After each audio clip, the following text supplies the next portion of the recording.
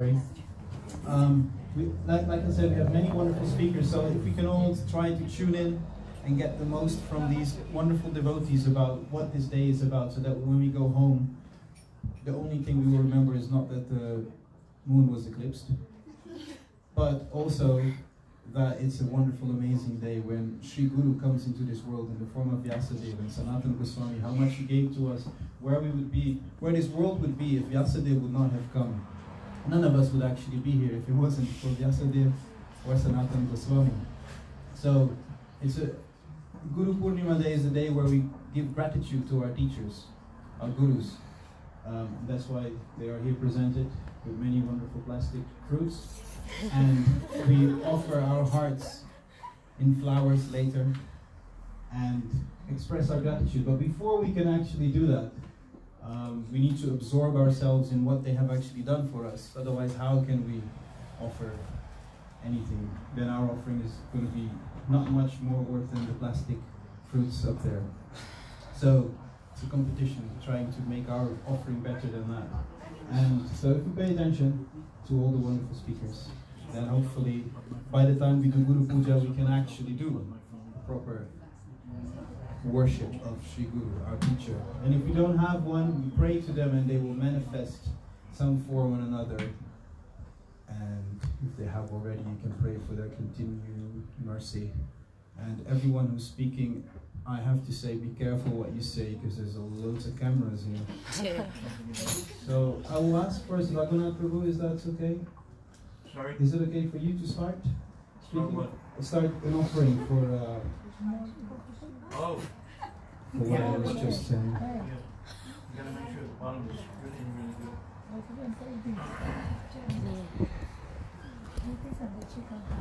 So what time does the eclipse start exactly? And so you got an hour to drink and get rid of what you drink. Sorry? Anyways, we'll have to entertain that.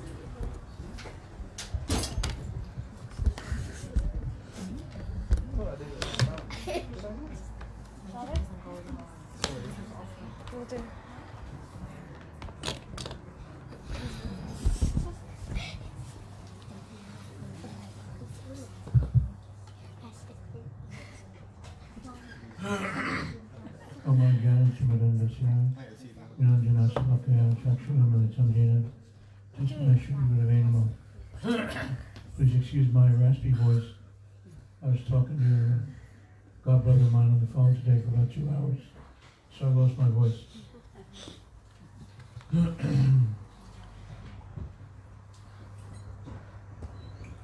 I offer my respectful obeisances onto the lotus feet of my spiritual master, who has forced open my eyes with the torchlight of knowledge. Gunanjana Shalakaya. A shalaka is a surgical instrument which is used for removing cataracts. So there are different kinds of blindness. One blindness affects the material physical eye, where it's unable to perceive anything, or maybe partially unable. We see people walking up and down the street with their sticks, trying to find their way around, or they have the dogs with them. Srila Prabhupada used to talk about how the gross materialistic leaders, so-called, of the world are misleading members of the innocent public, and he referred to it as the blind leading the blind. And there was one particular day in India, we were traveling somewhere on the train from, I don't know if we were going from Mathura to Delhi or someplace like that, and 2 blind men got on the train, and the one was pulling the other one by the hand, sort of trying to lead him along. And I thought to myself, there's Prabhupada's example, the blind leading the blind. So what is this seeing. Seeing does not take place with the gross physical eyes stuck in the middle of our head. Those are just windows through which the soul is looking out and trying to make sense of its environment. That's all they are. You know, sometimes people go on holiday, don't they? And climb some big mountain or get a hotel that overlooks, you know, the seaside or whatever. And they write back to their friends and they say, oh, the view was wonderful as far as the eye could see. Which means what? That the eye can only see so far. And then it's limited. Srila Prabhupada gave the example that we can't even see what's going on in the next room. We can hear some sound, but we can't actually see. So, what is this seeing? Seeing is actually done by the soul. And in the conditioned state of existence, what is the soul seeing? Earth, air, fire, water, and ether in various combinations, opportunities for sense gratification. Because the heart, namely the soul, has not been cleansed of the dirt accumulated for millions of years together. That's why the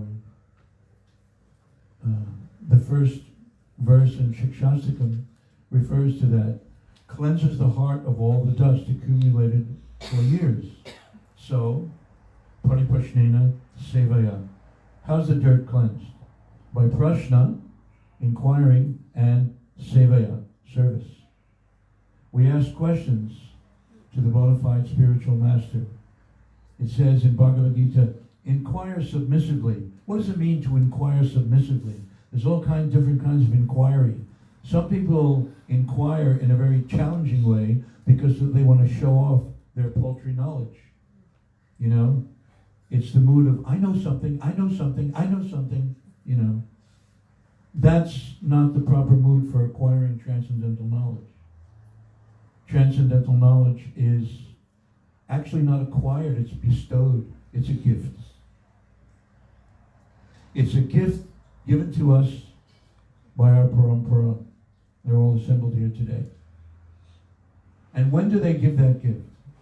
When do they see fit to enlighten the disciple?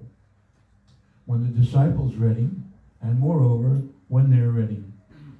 And the closer the disciple gets to feeling lower than the straw in the street, the more knowledge will be given. That's how it is.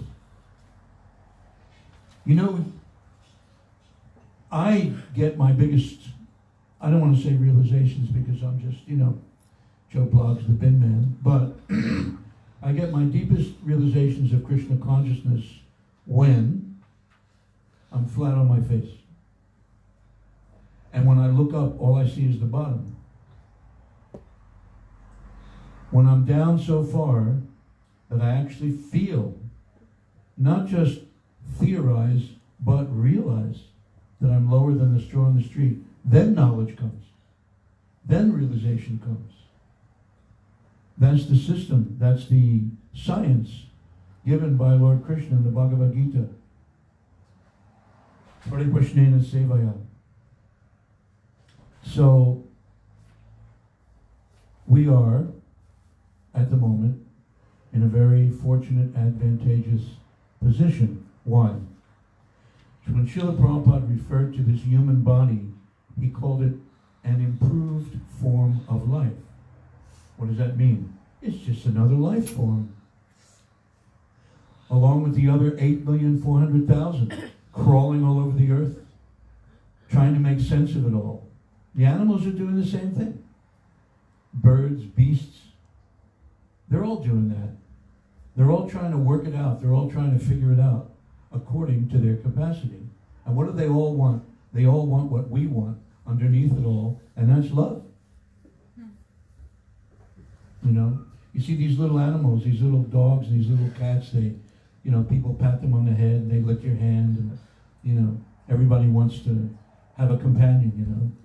So a lot of times when people get old, even before they get old, you know, their children have left them, their family's gone, they go out and buy a pet. You know, cat, dog, bird, fish, whatever. Because they want an exchange. The soul wants an exchange. The soul wants to exchange love. The soul wants to love and be loved. But at the present moment in time, we are blinded by our own material desires. In reference to the soul, somebody once said, and I can't remember who it is, I'm trying to remember all day, but I can't. Fastened to a dying animal, it knows not what it is.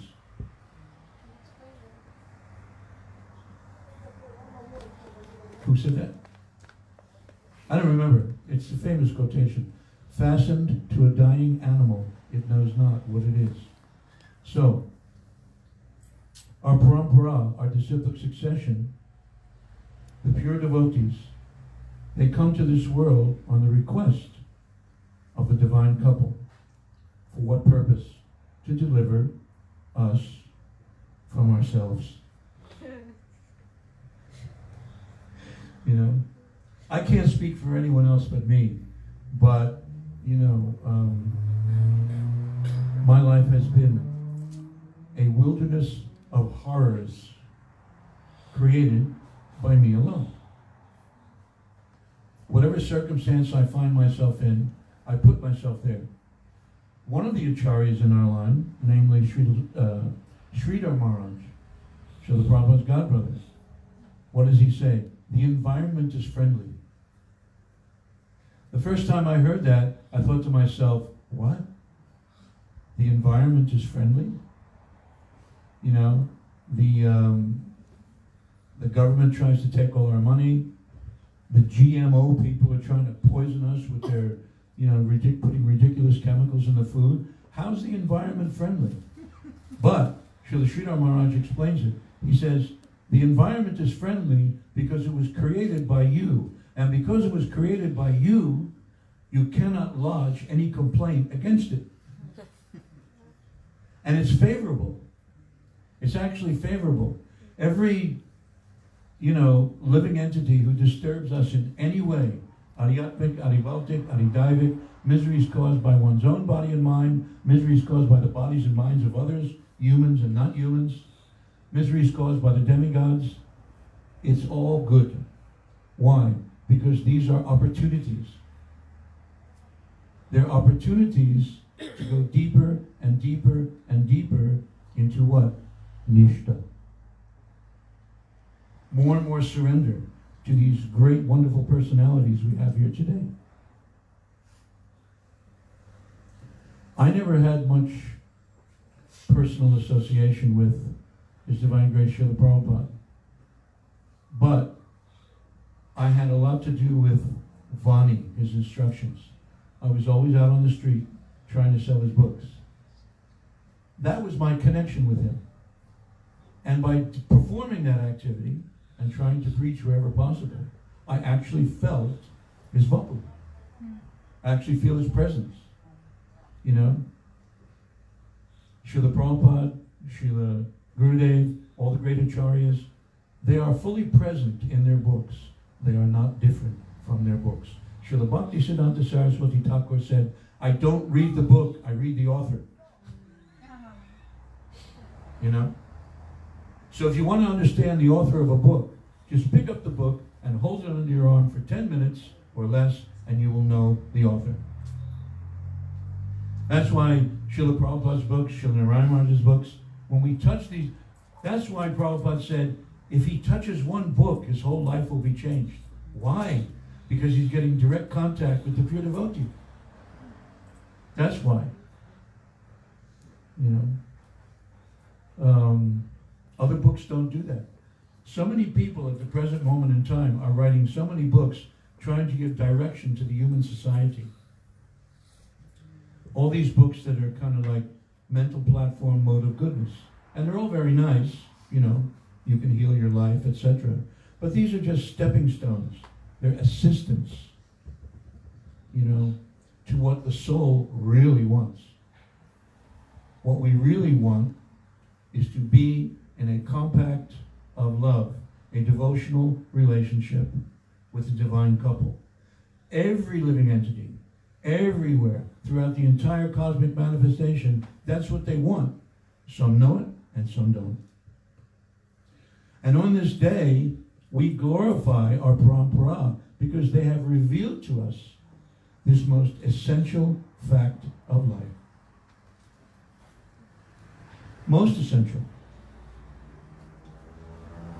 Srila Prabhupada comments in his books that the disciple should always remember who, what, and where they were before they joined the Krishna consciousness movement. And for some of us, that's very embarrassing. Cast your mind back now, everybody. Those of us who have been devotees for many years, 40 years, 45 years, almost 50 years, those who have been devotees for 5 years, 10 years, 15 years, 20 years, what were you doing before you joined up? Some of us were engaged in the most abominable kinds of activities. We were destined for every hell described in the 5th canto. We were going to go to every one of them. But what happens? Krishna sends his representatives. And they tolerate all our nonsense too. I remember seeing videos of, in the early days, that were in black and white, of Srila Prabhupada giving Bhagavad Gita classes. And in the back you could hear somebody snoring. And it was so loud, Prabhupada looked over and he said, "What's that?" And somebody said, "Sleeping." He said, "Sleeping? Oh, that's all right. That's all right." Because he knew, we forget. I'm telling you, I forget. And I think a lot of us forget we're not yet pure devotees. And every time we don't feel that we're really progressing in bhakti the way we would like, we beat ourselves to a pulp. We beat ourselves up like anything. And it's not necessary. We have to just accept what our present position is. Lower than the straw in the street. We don't even realize that yet. So Srila Gurudev Narayan Maharaj in his book says it over and over and over and over again. He said, what did Swamiji come to give? What did I come to give? What the previous Charyas came to give? They came to give Manjari Bhav. Now, I'm not going to go into a big thing about that because I don't understand it at all. The only thing I know about the Manjaris is when I see pictures of them in books. I like their clothes and I like their jewelry. I just love that spiritual, that Braj lifestyle, that Braj clothing style and jewelry style. I love it to bits. But that's my only connection with it right now, completely external. They've come to give us a very valuable jewel, a jewel we don't deserve. In the age of Kali, what happens? Who do we have to thank for the presence of the Krishna consciousness movement? Srimati Radhika. Because she is the best servant of Krishna. Krishna thinks, well, I want to combine with her and come to the material world and try and taste her glories. Not with anybody, but with her. So we have her to thank for the presence of this movement. So, the spiritual masters come and they point the way. What do they say? What do the Christians say? Jesus is the only way. So our parampara, what do they say? Krishna is the only way. But the proof of the pudding is in the tasting. The holy name of Krishna is powerful enough to take us all the way to Brajadam. So, on this day, we remember and glorify our Guru, our spiritual master. I remember reading when I first joined, I forget where it was, said might have been in the original songbook. It said at least 3 times a day I should offer obeisances to my spiritual master. When we begin to realize what the Guru has done for us, we're going to want to offer those obeisances more than 3 times a day. We're not going to be able to stop. You know? The next time you meet somebody out in the street who doesn't know anything about Krishna consciousness, naturally we want to show compassion. Invite them to the temple, tell them something. Take a good look at that person. Look at how they are. Look at what they are. It could be you. It could be you. It could be me. You know? The next time some, you know, it's like the, when Srila Prabhupada was in New York, was it 26 Second Avenue? The drunk came in and he put some toilet tissue on the table in the back. And the devotees were laughing at him. And Prabhupada said, no, he is performing devotional service. You know. Yet we're constantly comparing. You're going to hate me after this. We're constantly comparing, aren't we? You know, ourselves. All the devotees, because we're neophyte, we're comparing ourselves with each other. I can do that better than her. I can do that better than him. After all, I'm the best devotee. And, you know, what she did was very nice, what he did was very nice, but I can do it better. I know better. You know, there's nothing like good old-fashioned honesty, is there? 1980, we traveled from Vrindavan to Mumbai, and we stayed in Juhu Beach, ISKCON, up on the shores of the Arabian Sea. We stayed there for about a month and a half during the hot season. Great place to be. Fancy schmancy hotel and opulent prasad and beautiful deer. Another Radharas Vihari in Mumbai. I don't know if you've ever seen them. They're exquisite. They're gorgeous, exquisite. So I remember the first morning program we went to. My godbrother Lokanath Swami was giving the class. I don't remember the canto, I don't remember the purport, I don't remember anything. All I remember was his opening statement. He said, Om Namo Bhagavate Vasudevaya. He said, no one likes you. And you don't like anyone. This is a gyan. That's all I remember from the class. But that was enough. Because it's the truth. You know? Haribol Prabhu, please accept my obeisances. Rascal. You rascal. You said this, you did that, you rascal.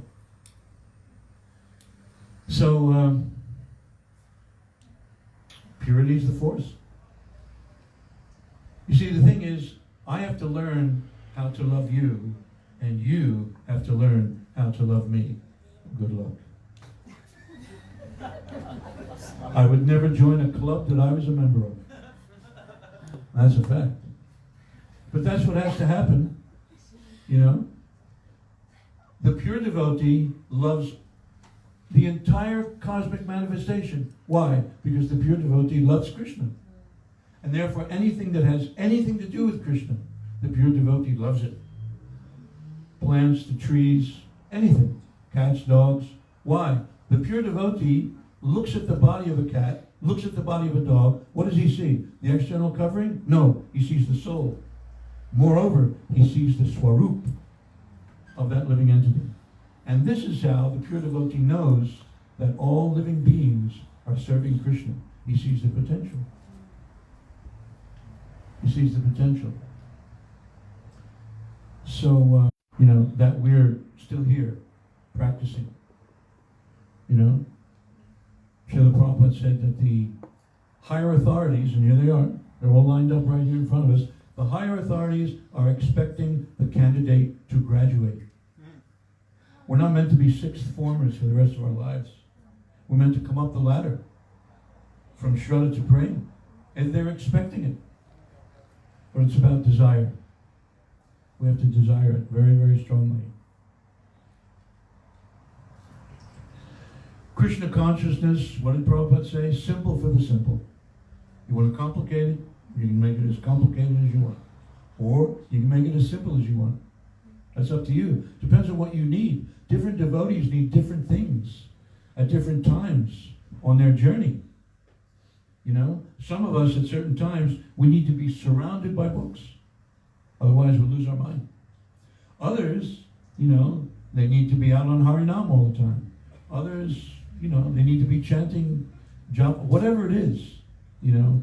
We're not all in the same place, therefore we all need different things. And the acharyas, the pure devotees, they know exactly who we are and exactly what we need. I remember when I was still working, I'll stop after this story. I mean, I can, you know, I was vaccinated with a phonograph needle like one as a bus driver in central London. That's a whole nother story. There was a woman, an Indian woman, maybe middle to late 40s, and she was definitely a, with all due respect to her, she was a bag lady. She was living on the street, you know, like a sannyasi, I guess you could say. And every once in a while, she'd get on my bus. And every time she got on my bus, I got an instruction from on high, through her mouth. Now, I haven't seen her in several years. She's overdue. I'm looking for her every place I go, but I haven't seen her anywhere.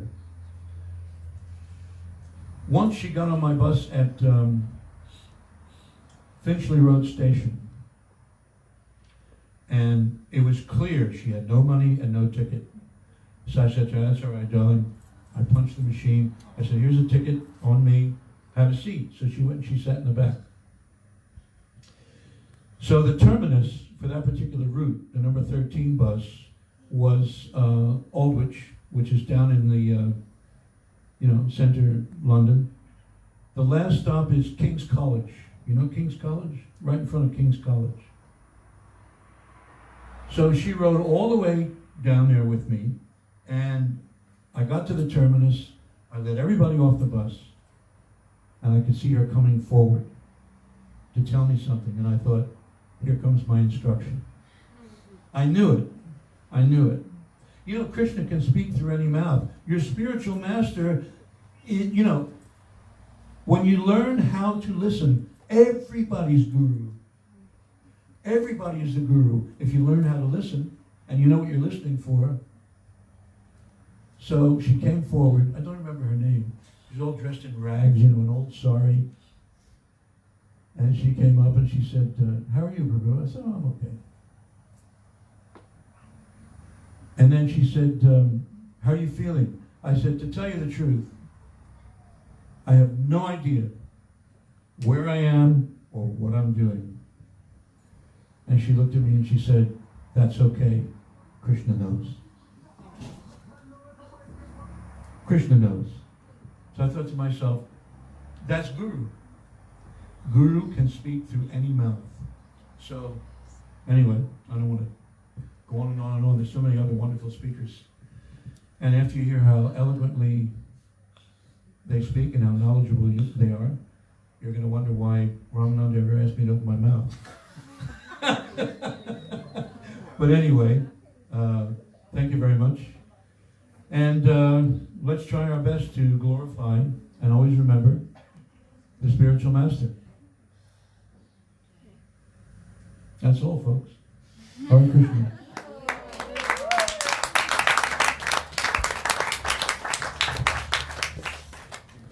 Thank you very much. That was actually wonderful.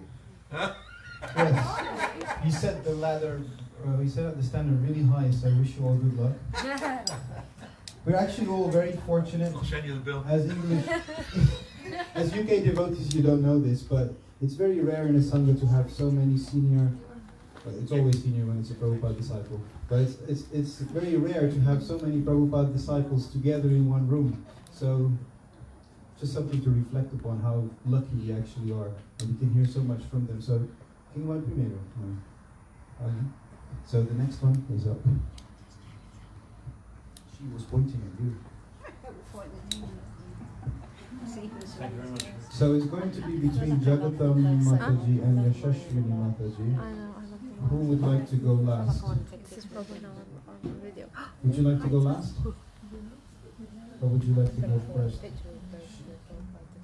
She was telling me to ask you, and I thought you were pointing at her, so I think she'd like you to go first. I look really tired. I look really tired. It's disgusting. Oh, it's all on camera. Yeah, that's what I said.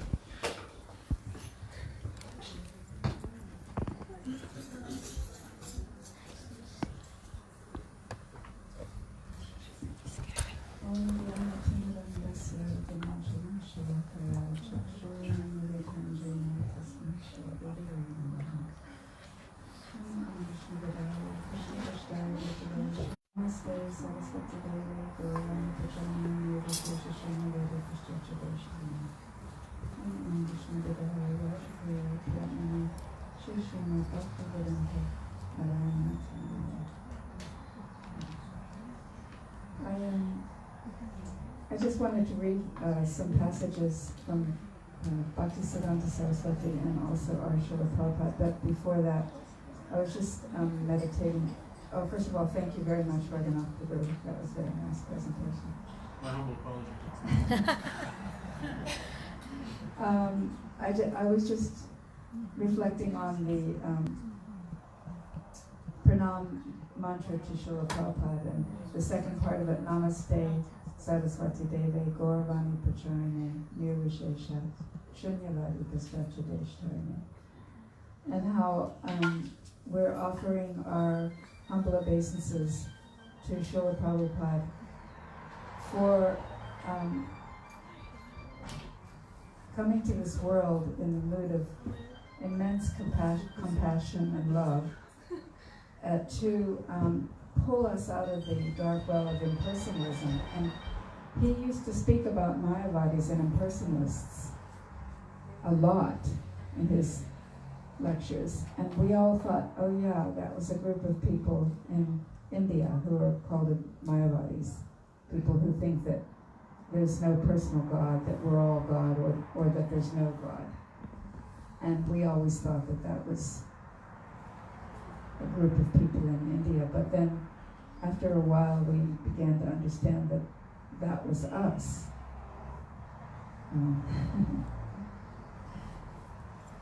That even if we were brought up in any particular religion, still there was so much impersonalism in the makeup of our psyche, in our whole being, turning our back on God, doing so many things that were unrelated to who we are. As Raghunath Prabhu kind of indicated. Yes, Prabhupada gave us soul consciousness. Our parampara gave us this soul consciousness, that we're not the body, we're the soul. And even higher than that, who are we as spiritual beings? We have an identity, we have a beautiful spiritual form. And Srila Gurudev said that the Diksha means the school of Diksha. It is a process.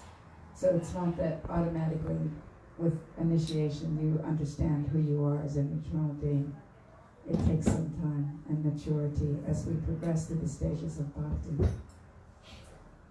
So if you don't mind, I found two very beautiful passages that came to me today.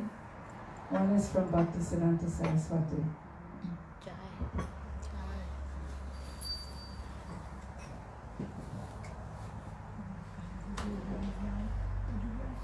This is called, this is an essay by Srila Bhaktisiddhanta Saraswati Thakur called Initiation into Spiritual Life, written in December 1928 and published in The Harmonist.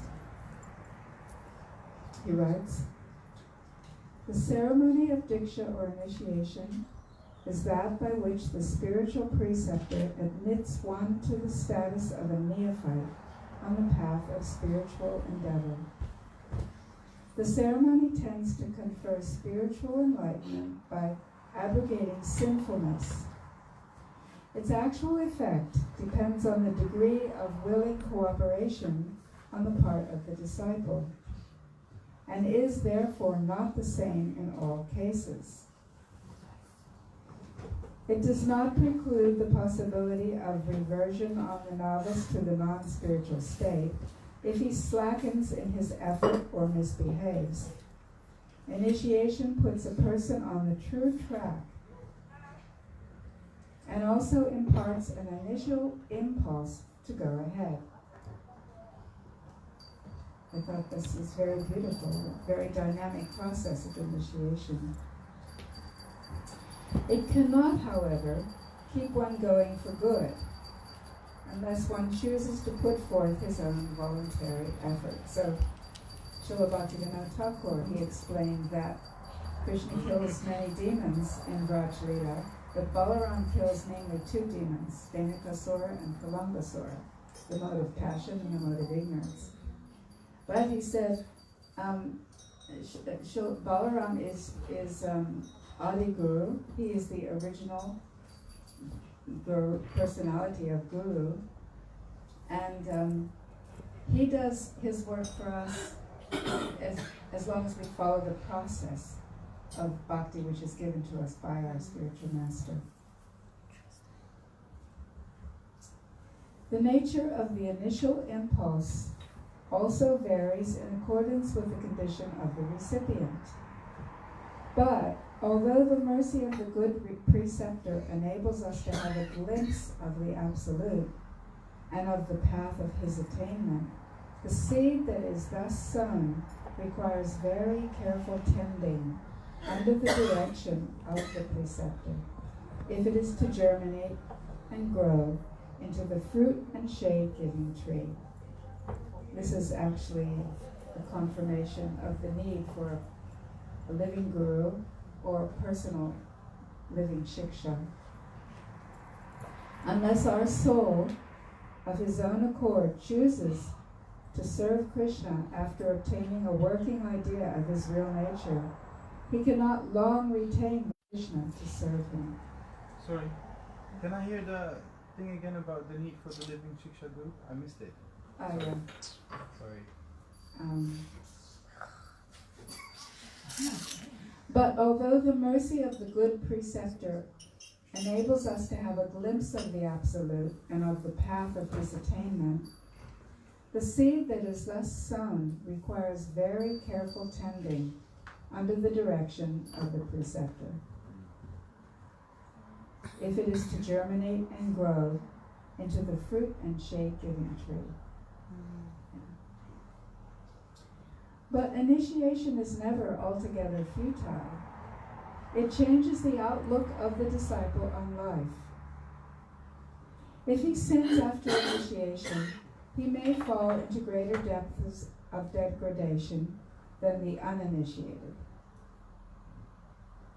But although even after initiation temporary setbacks may occur, they do not ordinarily prevent the final deliverance.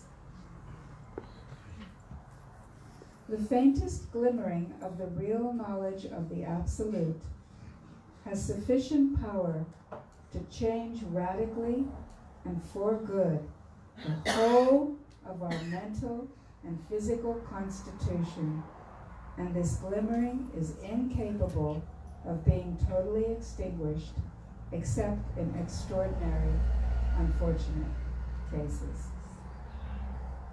So I think this is such an amazing passage by Srila Bhaktisiddhanta Saraswati, that even if we deviate sometime after initiation or commit some sinful activity, we may fall into degradation, but we will never be fully lost. We will never be exterminated from the path of devotion unless we make some huge offense to a true devotee. Then we can lose that connection. Otherwise, they never leave us. They are so kind and so merciful. Prabhupada used to say, you have taken birth from your mother and father, that is your first birth. It is the birth of your physical body. But the spiritual master gives you the spiritual birth. He gives you the real birth. And that birth is eternal. That he gives life. He gives eternal life. So For one who is born, death is certain, in the Bhagavad Gita it explains, and for one who dies, birth is certain. But the soul never dies, and the spiritual master gives us that identity. So Prabhupada used to say, for a pure devotee, death is simply like walking from one room into the next room. It's nothing, no change, no trouble, because he's not identified with the body. So, and that's why we have to continue to hear and chant, to remember this truth, to always try to stay in association with devotees, and to always look for higher association, like it says in Jaiva Dharma, one should always associate with those more advanced. And that's, as Bhaktisiddhanta Saraswati says in this essay, this is our responsibility. The Guru has his responsibility. He is already committed to us to take us to the spiritual world. That is already a done fact. But we have our responsibility to follow his rules and his regulations to the best of our ability. So, one time Srila Prabhupada was sitting on the Vyasasana at the manor, and he said, we have to become free from all material desires in order to go back to Godhead. And then he paused for a few moments, and then he said, at least 75% free. And then he went to get up off the Vyasasana, and then he sat back down. He said, at least 50%. He said, he said, you try, you make the endeavor, and Krishna will put himself into your mind at the time of death. So it's very sweet. And actually, I had another passage by Srila Prabhupada, which is a very interesting passage. It's a little bit longer, so I don't know if I should read. Should I read that?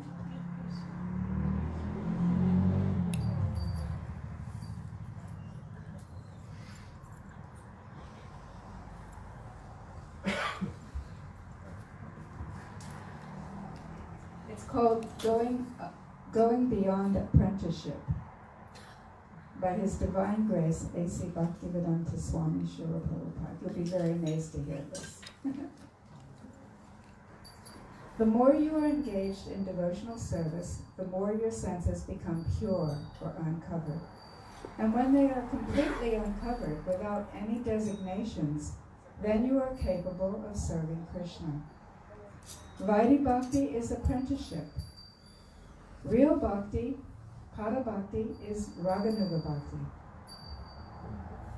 After surpassing Vaidhi Bhakti, we have to come to Raganuga Bhakti.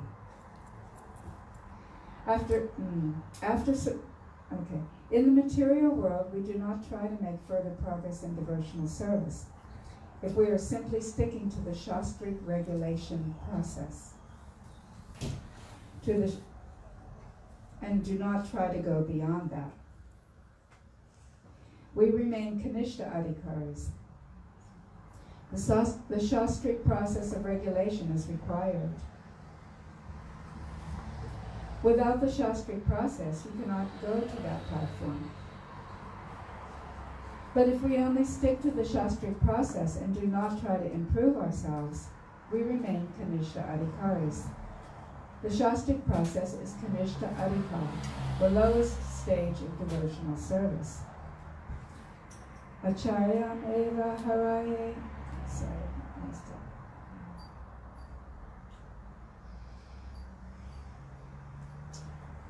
Acharyam eva haraye pujaya shradhaye hate matad bhakteshu chamyeshu sabhakta prakritau smritau.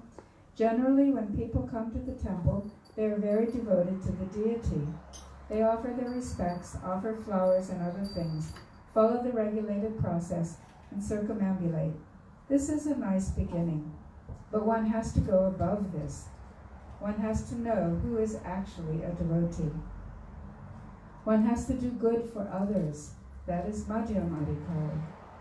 If I am satisfied with only worshipping the deity in the temple and following regulative principles, and I have no other idea, then I am Prakrita Bhakta. Prakrit means on the material platform. Such a devotee can fall down at any moment because he is on the Prakrita stage. And Prakrita means this Gunamaya, Prakriti, the three modes of material nature. It is very strong. Any devotee can fall down if he remains a Prakrit Bhakta. He has to raise himself above this to the level of Madhyam Adhikar. We are enjoying the interactions of the three modes of material nature, and we are thinking it to be spiritual. My Guru Maharaj used to say that it is like licking a bottle of honey. It is not real honey. You have to open the bottle and experience the real honey. Then you get a taste. That is advancing in spiritual knowledge. Srimad Bhagavatam describes Satam Pasangam Mama Virya Samvido Bhavanti Vikram Vasaya Nopatam.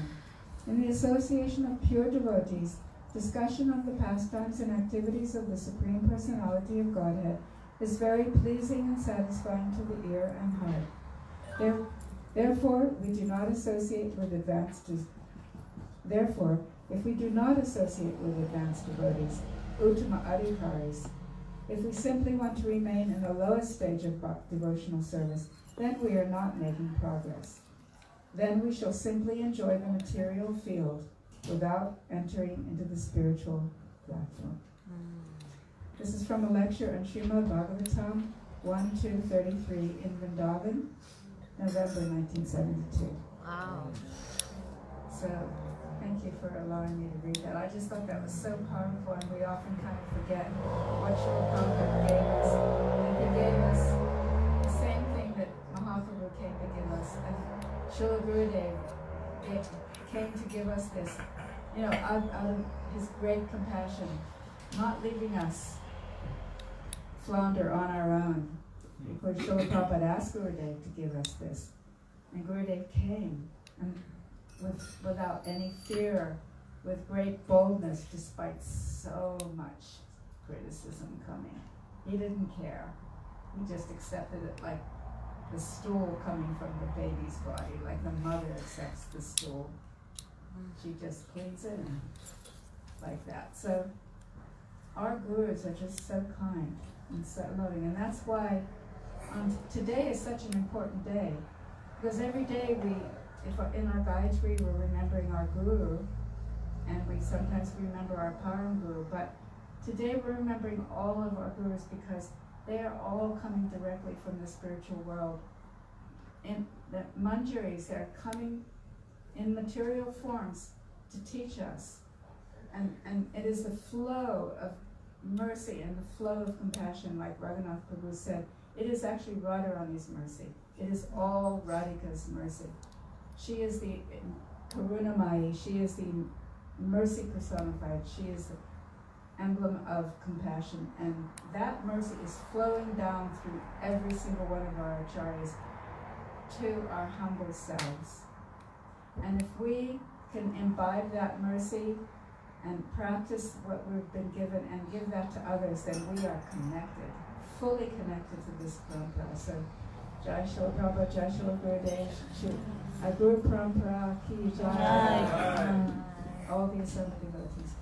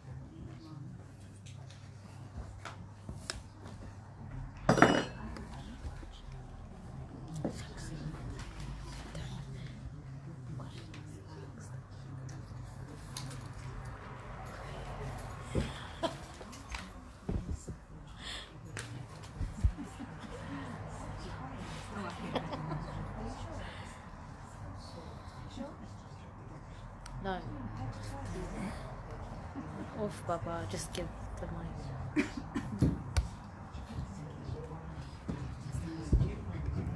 Jimmy. Yeah, it's broken.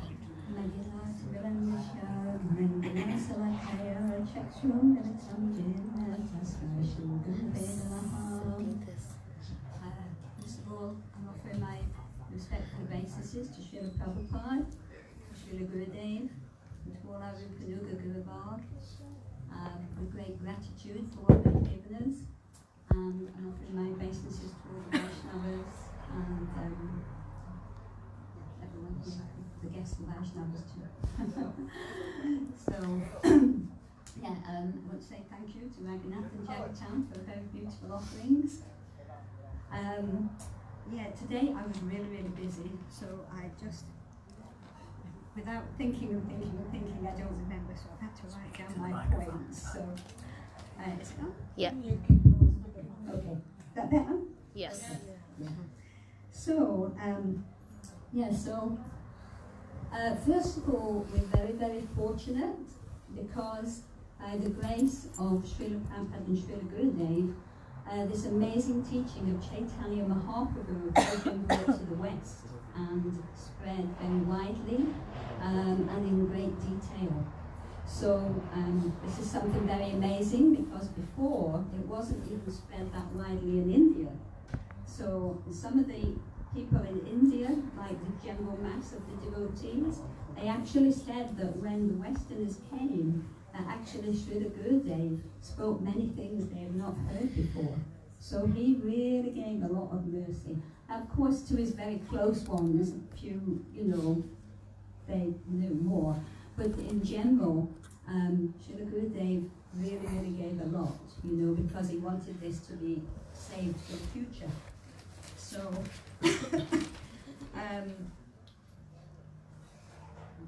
Vyasadeva, I'll just say very quickly, although probably you most all know, Vyasadeva is the literary incarnation of Godhead. He actually took the Vedas, and the Vedas is vast, really too big for us to even deal with in one lifetime, or to speak of sort out what's good for us to follow. So he actually separated it into 4, and then he wrote the Puranas and the Mahabharata and different scriptures like that. But he still wasn't satisfied, even though he'd done so much work, and he couldn't understand himself, why am I not satisfied? So his Gurudev, knowing he was not satisfied, Narada Muni, he came, and when he saw him, he asked him, have you actually written the stories of the pastimes of the Lord? Have you written about Mother Yashoda and how she chases Krishna with a stick? Have you written about the gopis meeting Krishna and their beautiful conversations and things like this? So he was actually explaining how this is the only thing that will satisfy the heart. We can follow so many things in the scriptures, the rules and regulations, and not that we don't have to follow them, we do. But if we just follow like that, we can, the rest of the scripture, except for the pastimes of the Lord, is giving dharma, artha, karma, and moksha. Is giving religiosity, which then brings economic development, by which you can get sense gratification, and when you get fed up, then you want to be liberated. But it doesn't touch on the higher thing of our relationship with the Lord. So this is actually the important thing. So, actually, I read something really interesting the other day in Bhakti-Rakshak Sridhar Maharaj's Subjective Evolution. It was a really, really good example he gave. And he was saying how this man had an estate, a big estate with lots of buildings. And at a certain point his son took over the estate, but the son was young, so he wasn't so powerful like the father. And there were many servants on this estate. And because they saw the son came and the father was gone, they actually realized, oh, we're stronger. So they actually took over the estate and they plundered all the wealth of the estate and they took over. So Bhakti-Rakshak Sridhar Maharaj was saying, we are like the owner of the estate of the body. And our 5 senses, who are actually meant to be serving us as servants, doing what we say, they've taken over because we've become weak. And they're actually taking us all over the place. And they're plundering the wealth. of our service to Krishna and our peace and happiness. So I thought that was a very amazing example, and for me it was really quite striking. So, there was one time when Srila Prabhupada was in a pub in London when he was doing a morning walk, and he was walking and it was winter, and all the puddles, they wet puddles, they were frozen. And so he had his stick, and he was walking, and then everybody was following him, and every time he came to the puddle, he smashed it with his cane. And he never said anything, and then he went to the next puddle and he smashed it with the cane. And after a while, somebody said, Srila Prabhupada, why are you smashing the puddles? And then Prabhupada said, he said, actually, this is not the natural form of water. He said, the natural form of water is soft and flowing. So he said, this is in an unnatural condition. So he said, similarly, your hearts in their natural condition are also soft and flowing. But by the unnatural condition of this material world, they've become cold and hard. So he said, by the association of the pure devotees and hearing beautiful pastimes of the Lord, then your hearts will become soft and flowing again. So, yeah, very sweet. So, this next thing was something that Gurudev said. This was an article by Gurudev, and Gurudev was saying that the real meaning of Vyasa Puja is not just to offer flowers and garlands and money or cloth or whatever like that. Although this is very nice, he said the real meaning of Vyasa Puja is actually to surrender to the instructions of the Guru and actually give yourself and give your life. So this was the actual meaning he was saying. So then he said, it was interesting. He said, if someone fully surrenders to the Guru, it doesn't matter if they don't even offer flowers, because they're actually already giving more. They're giving themselves as a flower, like that. So I thought that was very nice. And then, I said that. Actually, after Vyasadeva had compiled, after he'd written the Bhagavatam, should I say, after Narada Muni spoke to him, then he shared it with his son, Shukadeva Goswami. So he said, Gurudev said, that was the first Vyasa Puja. So then it was very interesting, I have to get the right page. It was very interesting what Gurudev said about the Vyasa Puja. I just have to... Yes, this was a really interesting thing, how Gurudev explained Vyasa Puja. He said, Sanatana Dharma is the eternal occupation of the soul. And he said, our acharyas saw that over a period of time, the Srimad Bhagavatam and the scriptures, they had been misunderstood and sort of, spoken in an incorrect way. So that's why we have a Guru Parampara, to make sure that doesn't happen. So then Gurudev said, to preserve the confidential realities and the conclusive truths of the Srimad Bhagavatam and make sure it's always easily understandable for ordinary people, our acharyas take shelter of Vyasa Puja. So then he had this amazing explanation of Vyasa Puja. Gurudev said, Sutta Goswami heard the divine message directly from the lips of Shukadeva Goswami, who had been the first to hear it directly from Vyasadeva. They said, in Naimisharanya, where time stands still, Sutta Goswami accomplished Vyasa Puja through kirtan of the message of Srimad Bhagavatam. So that's very amazing. Then he said, later on in Badrik Ashram, Sri Madhavacharya, the Acharya of Sri Madhava Gaudiya Sampradaya, accomplished Vyasa Puja by extolling those same divine words of Vyasadeva, by speaking and sharing the Bhagavatam. After that, Vyasa Puja was performed in Mayapur, this is all Gurudev speaking, the heart of Navadvip, in the epicenter of Kirtan, Sri Vasangam. Sri Nityananda Prabhu, Baladev himself, spiritual master of the entire universe, accomplished Vyasa Puja by performing kirtan of that very same message of Godhead. So then he said, in recent times, from the same stage in Mayapur, Srila Bhaktisiddhanta Saraswati Thakur has also performed Vyasa Puja in the same way by spreading the message in Bhagavatam. Which I thought was that just amazing, actually, you know, that we have to get the message on. This is actually Vyasa Puja, you know, to help people to understand, you know. So then, yeah, it was saying how, you know, both Srila Prabhupada and Srila Gurudev also spread that same message and did Vyasa Puja in this way.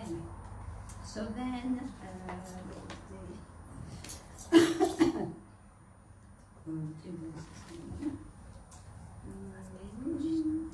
then, oh yes, yeah, there were two beautiful verses here actually that I wrote out.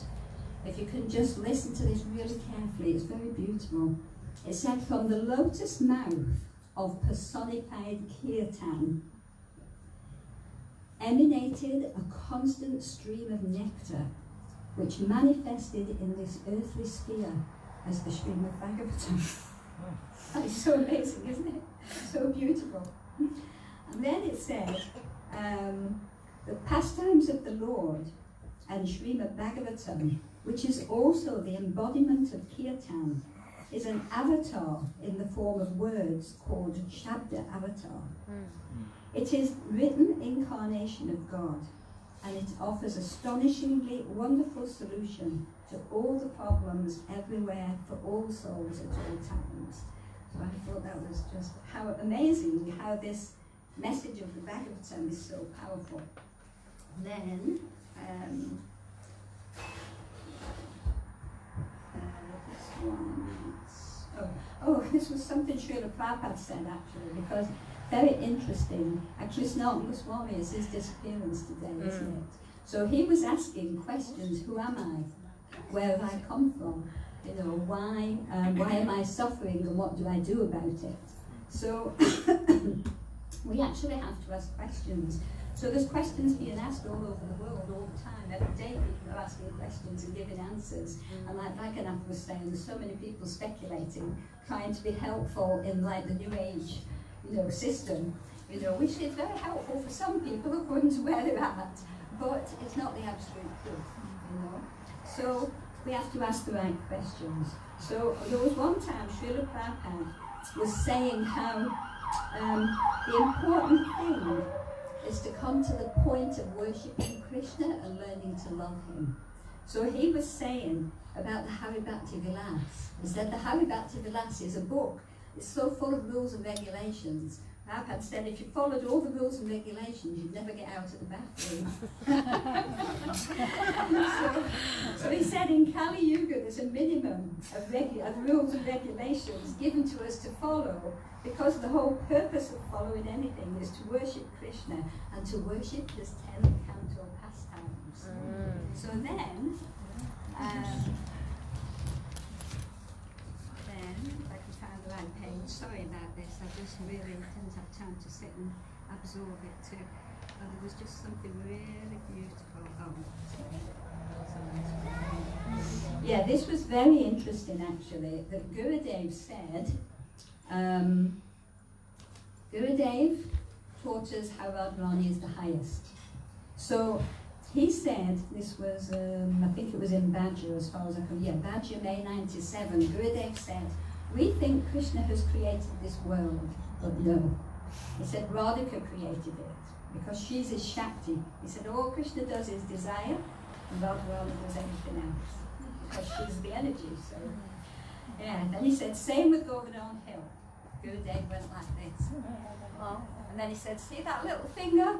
He said, that little finger's on the left, it's right by Radharani, because she lifted Govardhan Hill.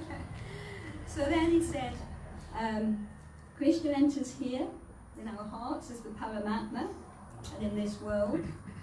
He manifests in Vaikuntha in all the different avatars, Ram, Nrsimhadev, Raha, like that.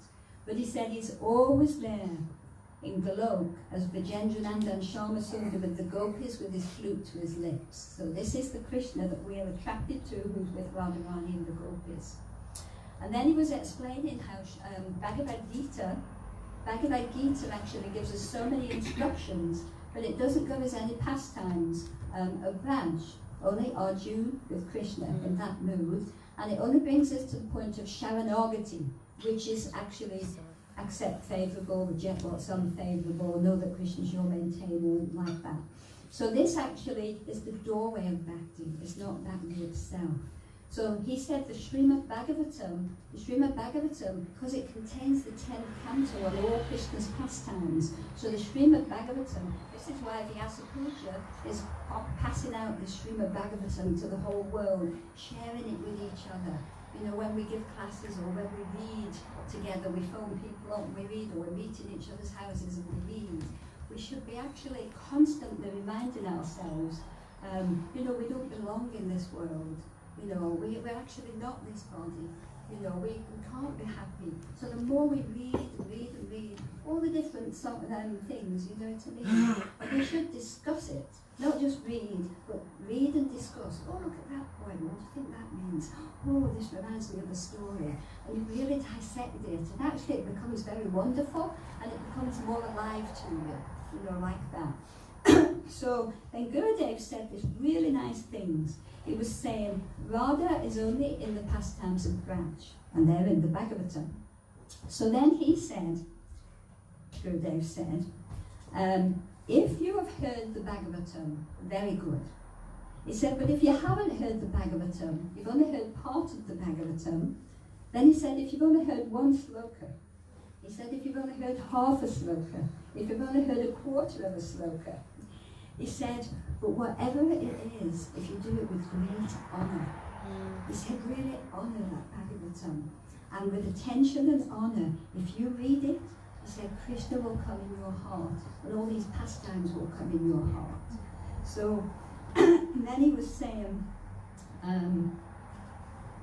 yes, Krishna will be controlled in the prison of your heart, but you must hear the Bhagavatam with honour, and Krishna will come in a minute.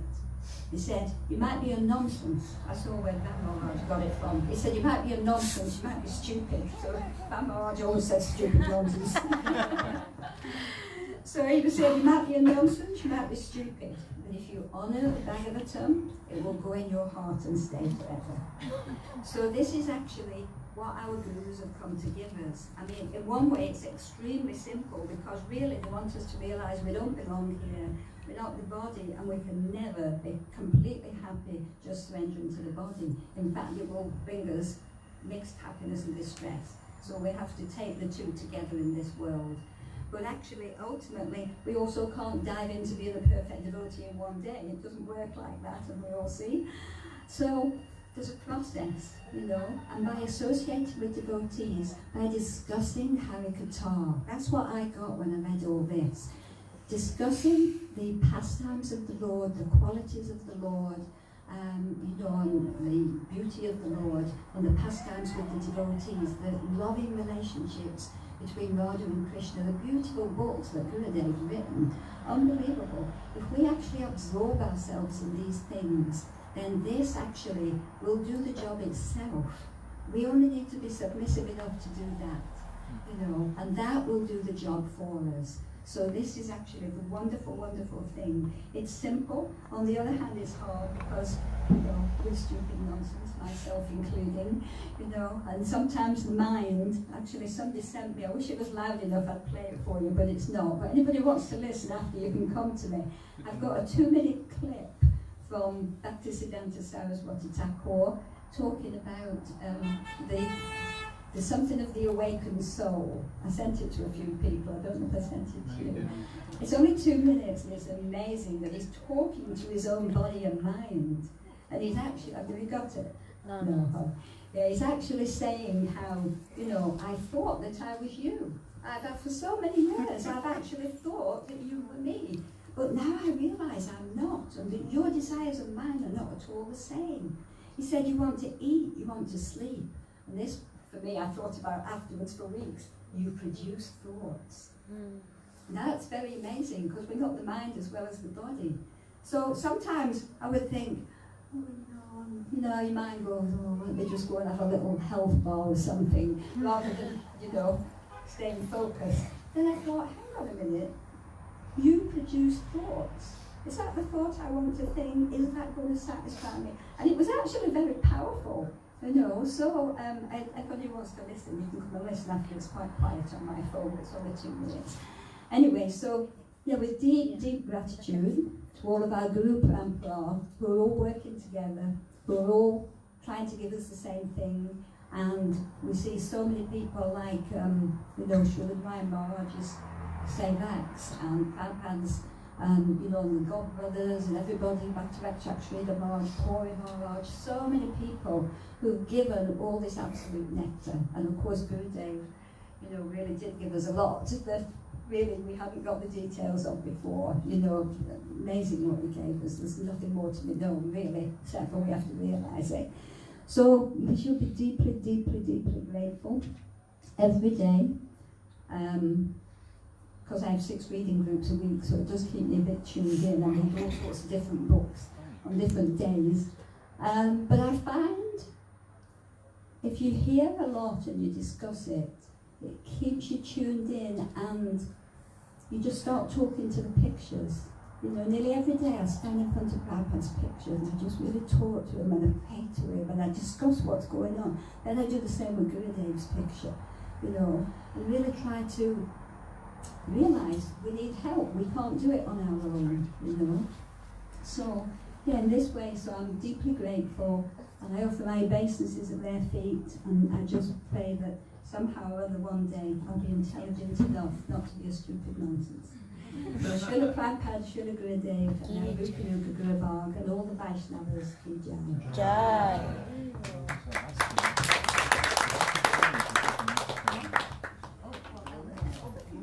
Yes. We're going to listen to this recording anyway. Put the microphone on it. Have you got it? Oh, we use it better than mine, I'm sure. After that, we're going to have a kirtan from Pran Prabhu. He's ready. And depending on what time he gets, we might have another offering. Otherwise, we're going to Guru Puja. No, it was too short. And then after Guru Puja, there will be prasadam takeaway for those who want to go. And basically, from then till midnight, Tirthanidhi Didi will keep us entertained.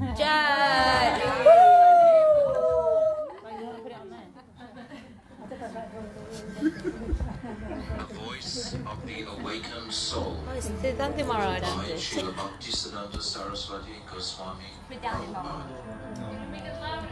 The awakened soul says in effect to the mind and body, I am not identical with you. I do not want what you require. I have so long believed that I was identical with yourselves and that our interests were the same. But now I find that I am really and categorically different from you. I am made wholly of the principle of self-consciousness, while both of you are made of dead matter. Being matter, you can act and be acted upon by matter under the laws of nature. Nature makes and unmakes you, but she has no power over me. I am not benefited by your growth or harmed by your decay. You grow and decay by the laws that govern your relationships with this physical universe. Falsely identifying myself with you, I find myself compelled to suffer pain and pleasure due to physical problems that overtake you. I find myself unnaturally yoked to your functions, such as eating, drinking, producing thought, etc., etc. And I am forced to believe them to be my own functions, by which I am benefited. Of course, I shall have to stay with you, as long as it is intended by Providence that I should suffer the consequences of this unnatural alliance with you. But I shall from this time do nothing to please you. I shall permit you to do only what I consider to be necessary for my well-being, regaining my natural position of free conscious existence, unhampered by any unnatural domination caused by longing for material enjoyment. I refuse to be any more a slave of the sensuous inclinations of the mind and body. Srila Srila Bhaktisiddhanta Saraswati Goswami Prabhupada Ki Jai. Jai. Was that Siddhartha Maharaj? Mm.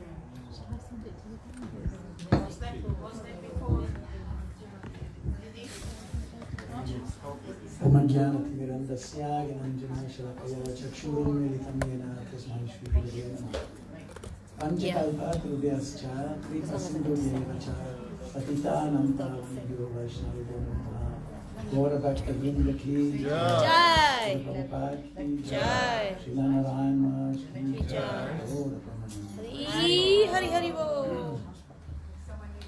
So I don't know how much time we have. We don't have a lot of time, right? Jai Shri. Yeah. Where's the So, stand?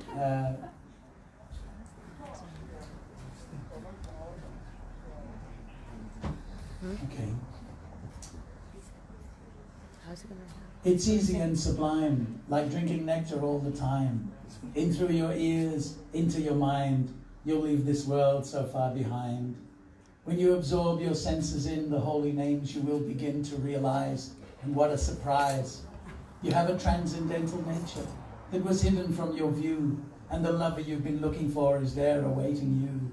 His name is Murli Manohar, and his form is sapphire blue. His restless eyes dart here and there, and his flute is calling you. It's easy and sublime. Why sit around just wasting time? This is the reason you were born with a human form. So teach your spirit how to fly. Go home to the spiritual sky where you belong. It's been so long.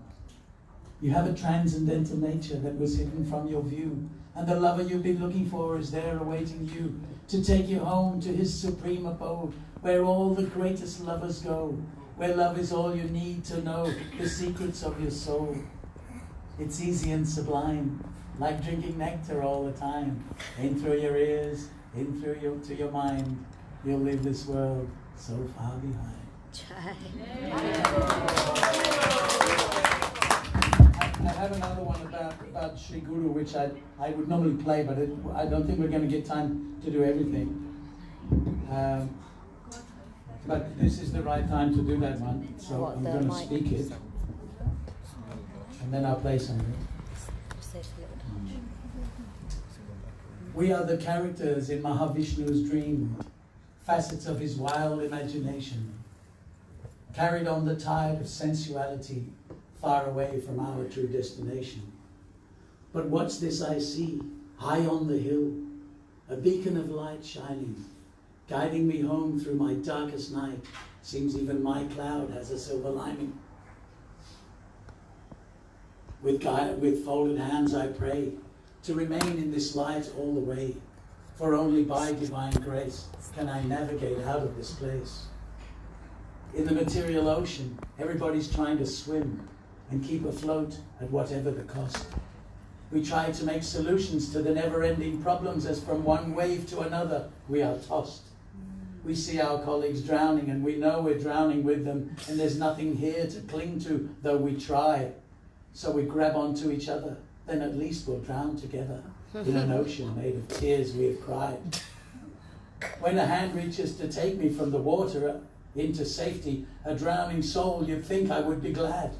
But I reject this hand of kindness from my unenlightened blindness, and because of my seasickness I am mad.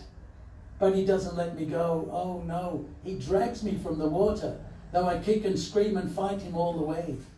For he knows my divine nature, and he knows I'm full of fever, and he knows very soon I'll be okay. By the Guru's real compassion, we can step out of this ocean. By his mercy, we can all be home and dry. Then the lame will jump mountains, the dumb will recite poetry, and the blind will see the stars in the sky. Oh, what's this I see, high on the hill, a beacon of light shining, guiding us home through our darkest night. Seems all of our clouds have a silver lining.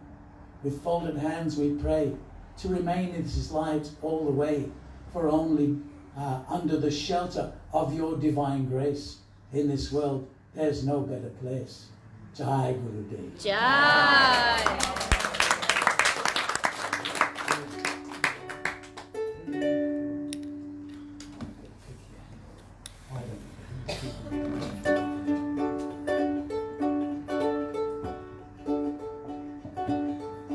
In the pleasure groves of Vrindavan, full moon on the rise, Radharani waits impatiently for her beloved to arrive.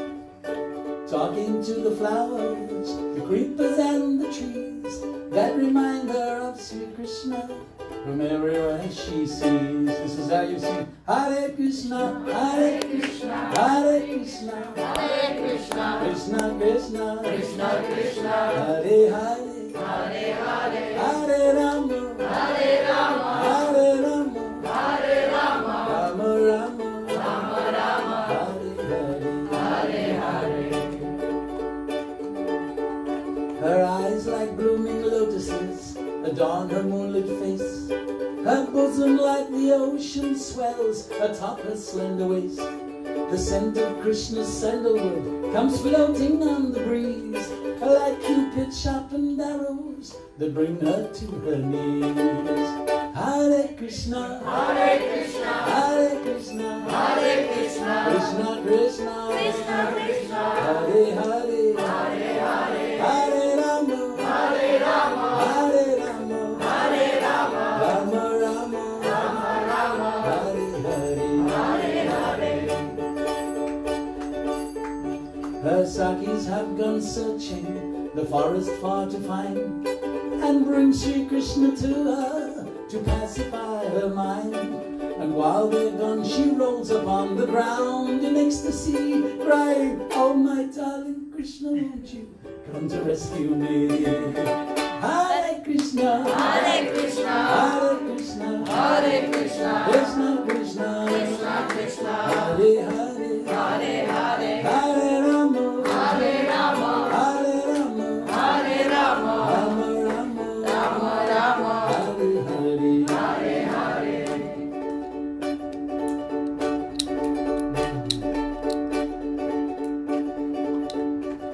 Perhaps he's with some other maid, she thinks in quiet despair, now anointed by Vrindavan dust and leaves upon her hair. Her clothing all disheveled, her Sakis come to find her golden arms around the tamar tree. That was Krishna in her mind. Hare Krishna, Hare Krishna, Hare Krishna, Hare Krishna, Krishna Krishna, Krishna Krishna, Hare Hare, Hare Hare, Hare Rama, Hare Rama, Hare Rama, Hare Rama, Rama Rama, Rama Rama, Hare Hare, Hare Hare. Dear Radhika, please bless me, as wretched as I am, to serve your servant's lotus feet and reside in Vrindavan, in the company of devotees, where my heart and soul belong, where I'll always find the holy names dancing on my tongue. Hare Krishna, Hare Krishna, Hare Krishna, Hare Krishna, Krishna Krishna, Krishna Krishna, Hare Hare, Hare Rama, Hare Rama, Hare Rama, Hare Rama, Rama Rama, Rama Rama, Hare Hare, Hare Hare, Hare Krishna, Hare Krishna, Hare Krishna, Hare Krishna, Krishna Krishna, Krishna Krishna, Hare Hare, Hare Hare, Hare Rama, Hare Rama, Hare Rama, Hare Rama, Rama Rama, Rama Rama, Hare Hare, Hare Hare, Hare Krishna.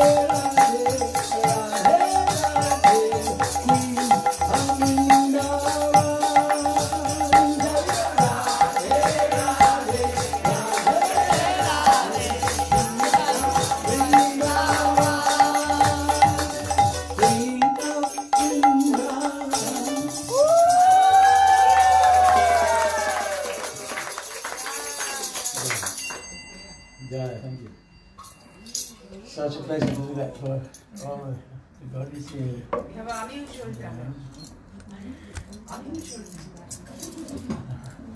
We have time for anything else? Or?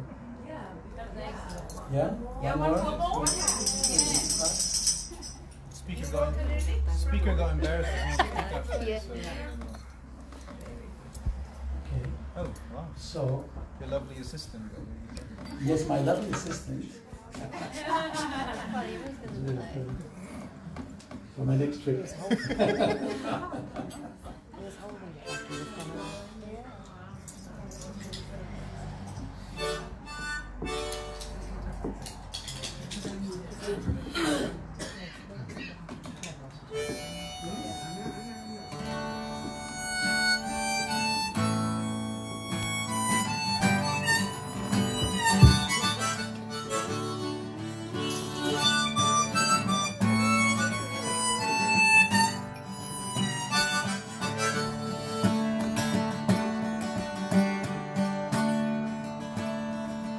Danced along on the open road with my head shade shining in a saffron robe. The sound of drums and cartels ringing in ecstatic love. Everybody was singing. If someone has cartels, Hare Krishna, Bolo Hare Krishna, Krishna Krishna, Hare Hare, Hare Rama, Hare Rama, Rama Rama, Hare Hare.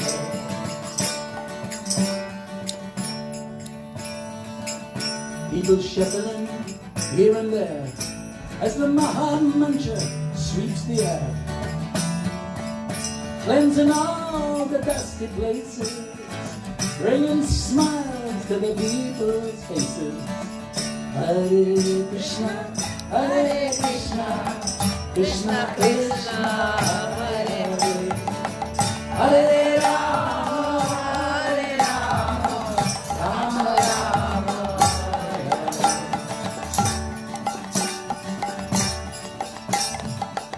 Candles clicking all around, everybody jiggling this beautiful sound. Hear the purest sound vibration, Krishna Lord of all creation.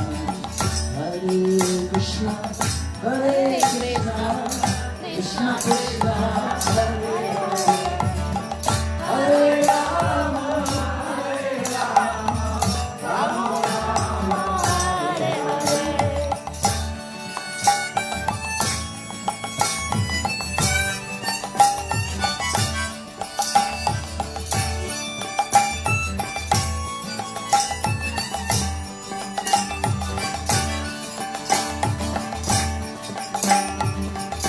And everybody who came to see you walks away with a BTG.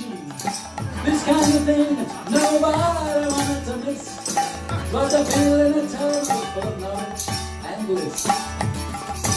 Hare Krishna, Hare Krishna, Krishna Krishna, Hare Hare, Hare Rama, Hare Rama, Rama Rama, Hare Hare.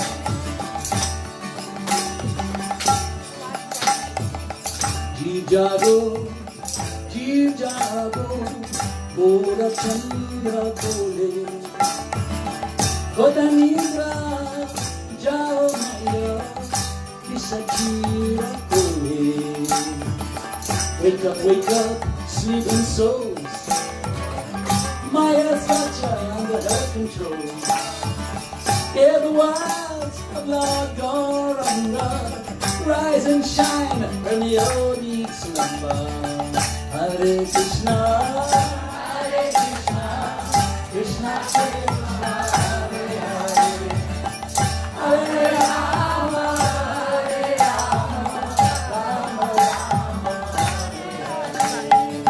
Hare Hare, Hare Krishna, Hare Krishna, Krishna Krishna, Hare Hare, Hare Rama, Hare Rama, Rama Rama, Hare Hare.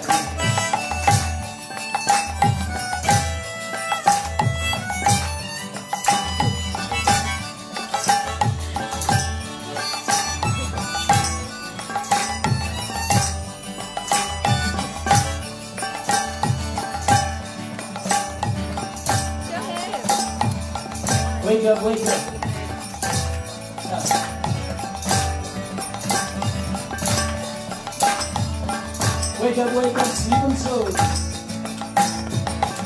Fire's got you under her control. Hear the words of long ago under. Rise and shine from the early slumber. Chicago, go to Timberpole.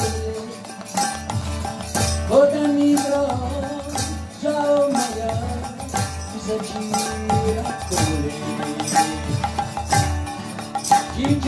Chicago, come on, wake up, it's time to go. Back to Godhead, Chan Haribo, that body, your spirit soul. Hey, Hare Krishna, Hare Krishna, Krishna Krishna, Hare Hare, Hare Rama, Hare Rama, Rama Rama, Hare Hare, Hare Krishna, Hare Krishna, Krishna Krishna, Hare Hare, Hare Rama, Hare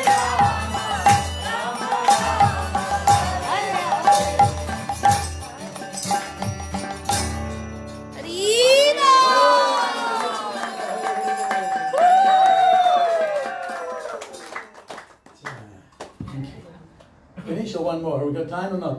We do. Quick one? Yeah, Pujari's not ready yet. Okay. Quick one. Really quick one. All right. Love was never an easy game to play. I tried it on, but I just couldn't stay. I loved you then, I guess I love you still. But in my soul, I never was fulfilled, so I'm gonna be in the Hare Krishna. Let the lady sing, he's gonna be in the Hare Krishna. Hare Krishna. So many people say so many things, but they don't know the one who pulls the strings. Twisting and changing their philosophy. They only see the things they wanna see, so I'm gonna be in the Hare Krishna. Hare Krishna. There's gonna be in the Hare Krishna. Hare Krishna. 'Cause Hare Krishna is where it's at. Chanting and dancing, all of that. I sing the beast in the afternoon, dancing around in the temple run. Well, I spin around and have a damn good look. Tasted the nectar in the Krishna book. I always knew there was so much more, and now I found it and I know for sure I'm gonna be in the Hare Krishna. Hare Krishna. Who's gonna be in the Hare Krishna? Hare Krishna. So if you wake up at the break of dawn, you look around and the lover has gone. You read the note you left beside the bed. I'm in the temple with the shaven head, 'cause I'm gonna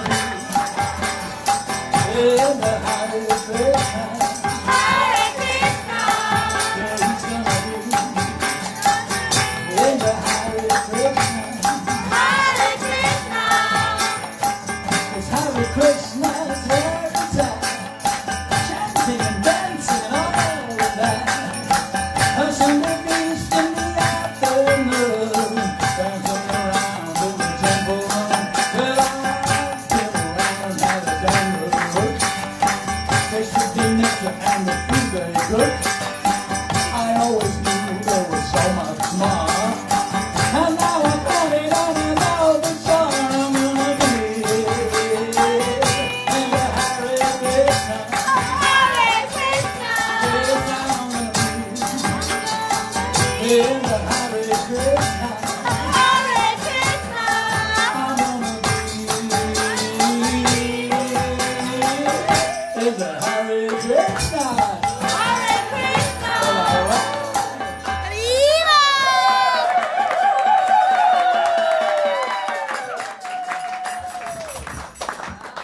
very much. Hare Krishna.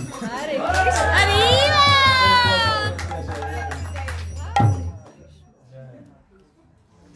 And your lovely assistants. And my lovely assistant. That one. Jai!